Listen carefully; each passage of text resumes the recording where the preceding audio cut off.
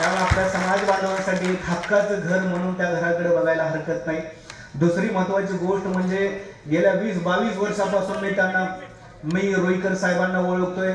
ज्या पद्धतीनं डॉक्टर व्यंकटेश चामनर, ज्या पद्धतीनं माननीय अशोकरावजी बन्नेनवर साहेब, ज्या पद्धतीनं माननीय बाळासाहेब कोळेकर, ज्या पद्धतीनं माननीय बजरंग गावडे, बजरंग खटके यांचं कार्य आहे, गोविंदराव शूरनर साहेबांचं कार्य आहे, अगदी त्याच पद्धतीनं तितक्याच ताकदीचं तितक्याच तोलामोलाचं कार्य माननीय रुईकर साहेब करतात। कधीही विचारपीठावरती येत नाहीत, कधीही माझ्यासारखी भाषणं ठोकत नाहीत, पण भाषणं ठोकणाऱ्यांना जे काय लागतं ते सारं पुरवण्याचं काम माननीय रुईकर साहेब करतात। मात्र न बोलता आपल्या चळवळीला योग्य दिशा दिग्दर्शन करण्याचं काम ते करतात। त्यामुळे त्यांचं समाज बांधवांच्या वतीने या ठिकाणी आभार।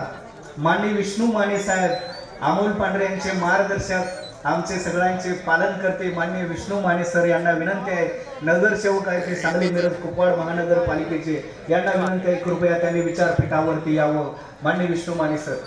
त्याचबरोबर माननीय श्री बाळासाहेब कर्णवर पाटील, व्हाईस चेअरमन सद्गुरू श्री श्री श्री साखर कारखाना राजेवाडी, माननीय श्री दादासाहेब हुलिगे सर, ज्येष्ठ सामाजिक कार्यकर्ते, यांना देखील या ठिकाणी मी विचारपीठावरती बोलवतो। आणि साहित्य संमेलनाचे स्वागत अध्यक्ष माननीय जयसिंग तात्या शेंडगे यांना विनंती करतो की या मान्यवर हस्तींचा त्यांनी या ठिकाणी सत्कार करावा।